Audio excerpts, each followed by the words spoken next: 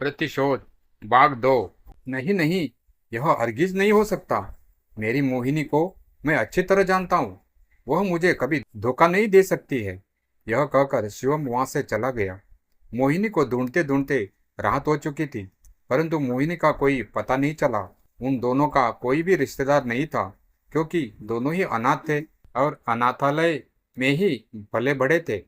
हर जगह तलाशने के बाद भी मोहिनी कहीं ना मिली, तो वह हताश होकर घर वापस आ जाता है। आज कुर्सी पर बैठे बैठे उसे मोहिनी का अक्स बेड पर सोते हुए नजर आया, तो वह बेड की तरफ लपका, परंतु एक पल में ही वह उसे वहां ना पाकर हताश होकर वहीं बैठ गया। तो कभी उसका अक्स उसे मशीन पर सिलाई करते हुए नजर आता। आज वो पूरी तरह से टूट चुका था। जैसे कि उसके कानों में मोहिनी की आवाज गूंजती तो बार बार बाहर जाकर देखता। आज वह रामलीला में भी नहीं गया। बस पूरी रात इसी इंतजार में रहा कि शायद मोहिनी की दस्तक अब दरवाजे पर होगी, परंतु रात ढल चुकी थी, परंतु मोहिनी वापस नहीं आई। सुबह हो चुकी थी, तभी दरवाजे पर किसी के आने की दस्तक हुई। दरवाजे की खटखटाहट सुनकर शिवम का चेहरा खिल उठा।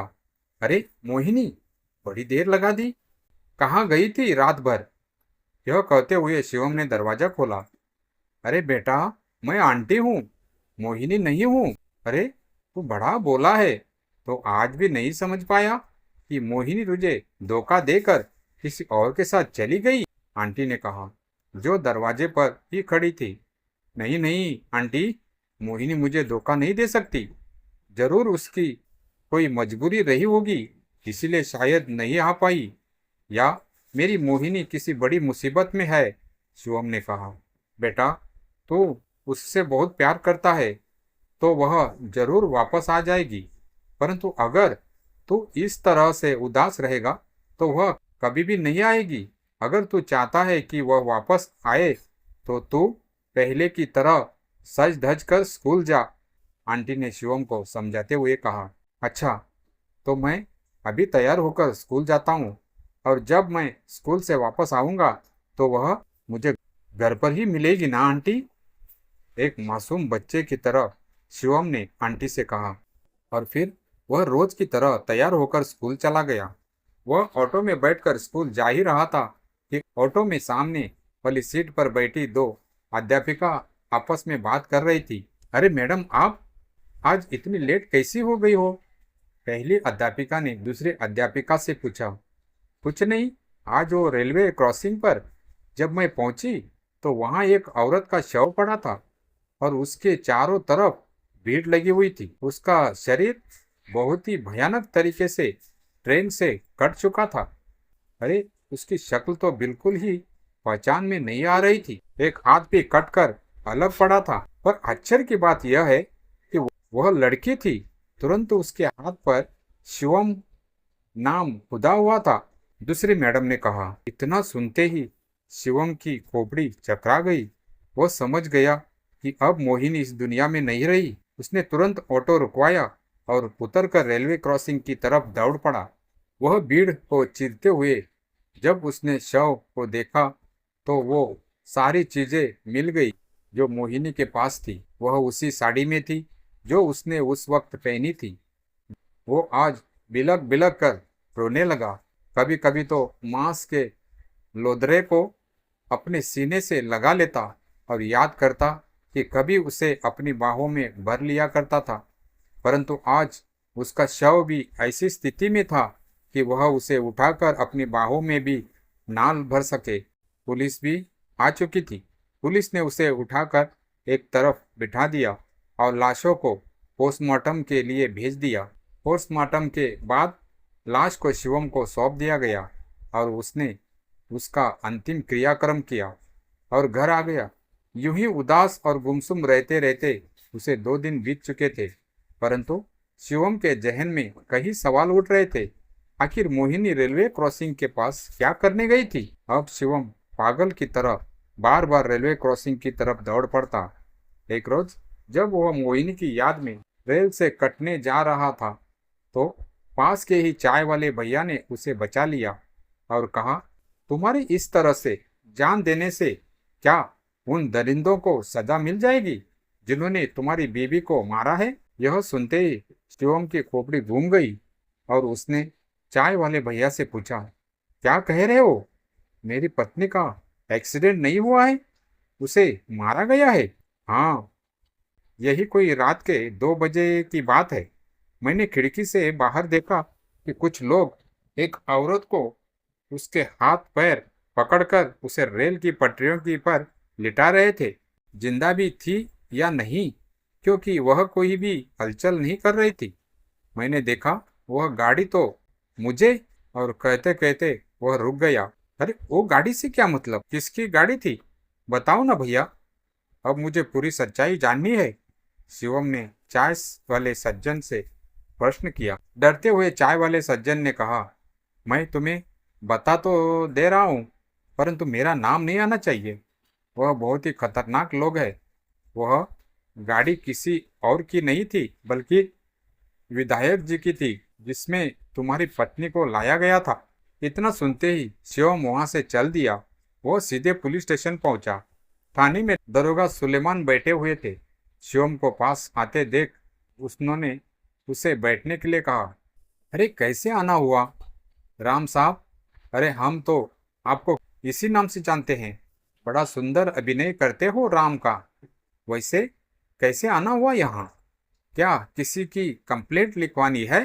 दरोगा सुलेमान ने मुंह में पान चबाते हुए कहा, मुझे अपनी पत्नी के केस के बारे में कुछ कहना है।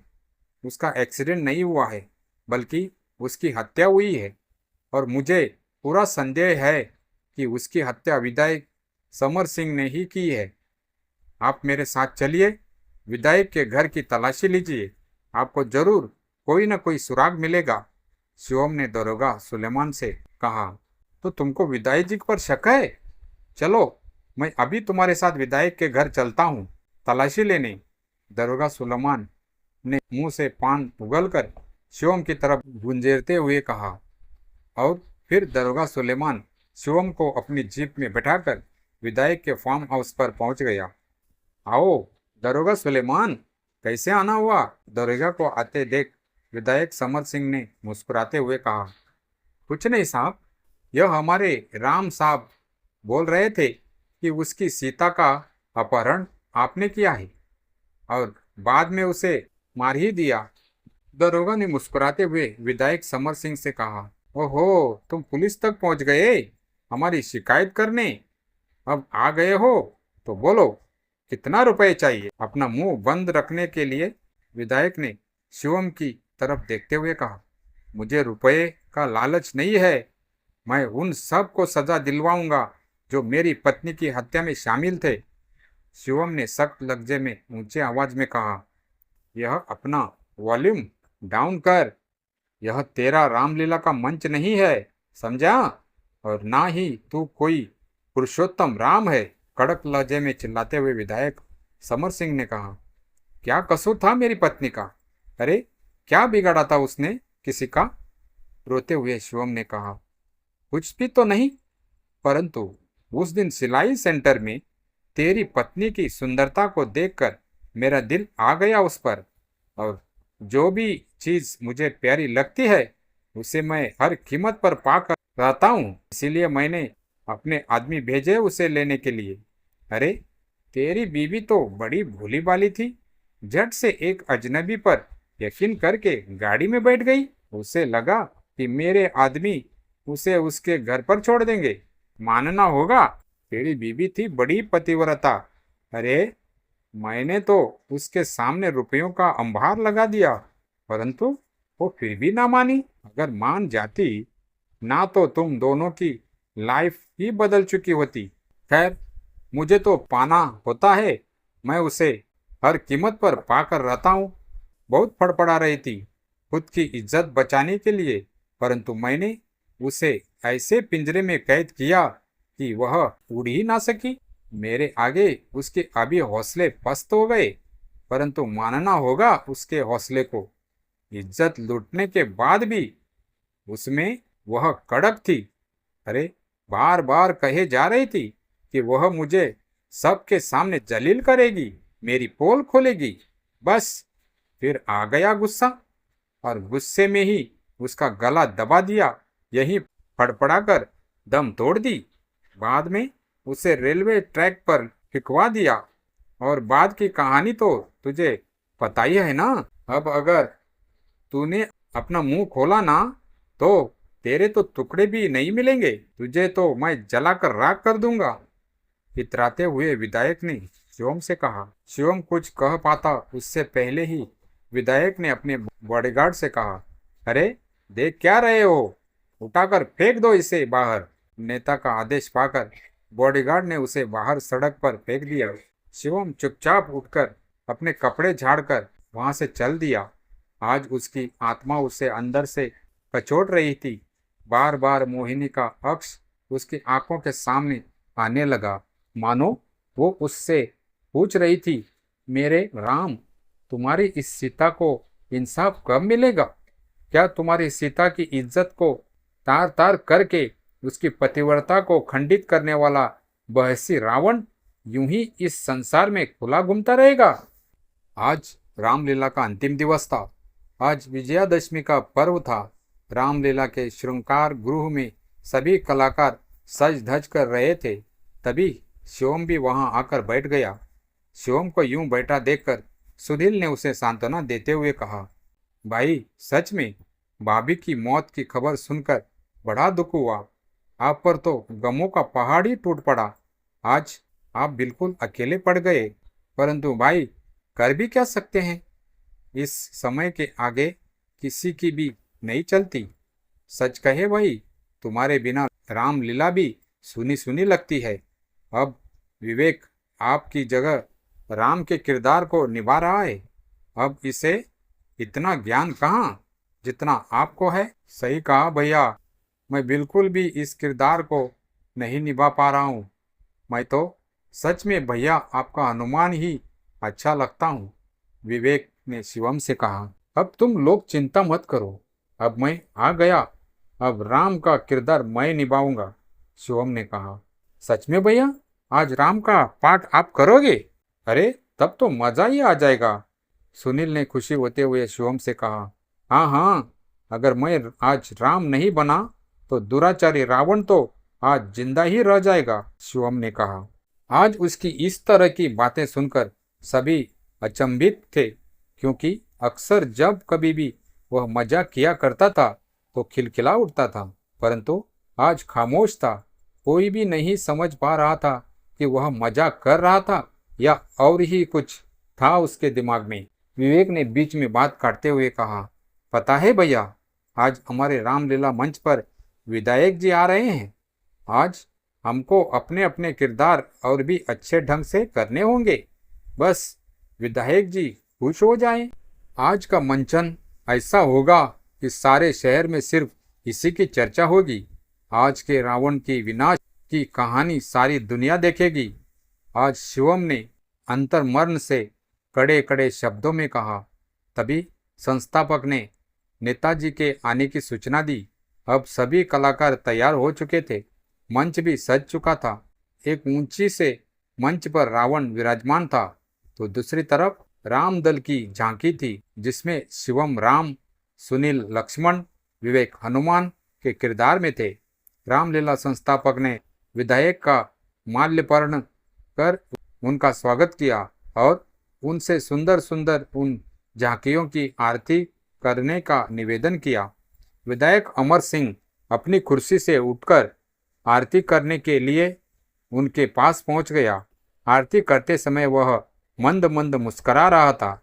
उसकी मुस्कुराहट को देखकर शिवम की आंखों में मोहिनी का हंसता हुआ चेहरा नजर आने लगा और एक ही पल में उसने सामने उसका विकृत से वह मांस के टुकड़े नजर आने लगे।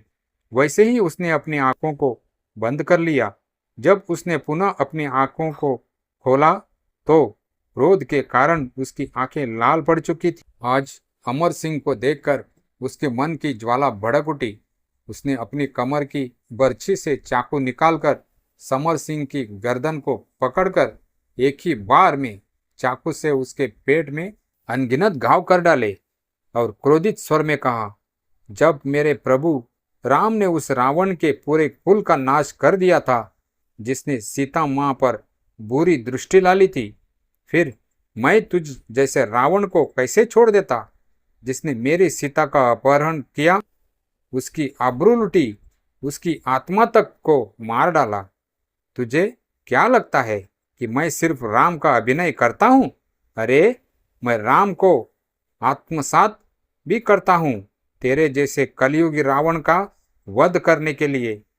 जैसे शिवम ने समर सिंह की गर्दन को छोड़ा वैसे ही वह जमीन पर गिर पड़ा। उसके प्राण पखेरु उड़ चुके थे। आज शिवम ने राम के रूप में एक ऐसे रावण का वध किया जिसके सामने कोई खड़ा भी नहीं हो पाता था। अरे लंका पर विजय के पश्चात हमारे प्रभु राम को उनकी सीता मिल गई थी, परंतु मैं अपनी सीता को तो अंत समय में उसे अपनी बाहों में भी नहीं उठा सका। मैं वह दुर्भाग्यशाली राम हूँ। और कहते कहते वह फूट फूट कर रोने लगा। उसकी वाणी में आज इतनी वेदना थी कि भीड़ में खड़े सभी लोगों की आंखों से आंसू छलक पड़े। शिवम ने अपने आंसुओं को पोंछते हुए कहा, आज अगर मैं इस वैश्य रावण का वध नहीं करता तो शायद मेरा यह राम का किरदार तो जिंदा रहता, परंतु मेरे अंदर का राम मर चुका होता। आज फिर एक रावण पर विजय पाई राम ने।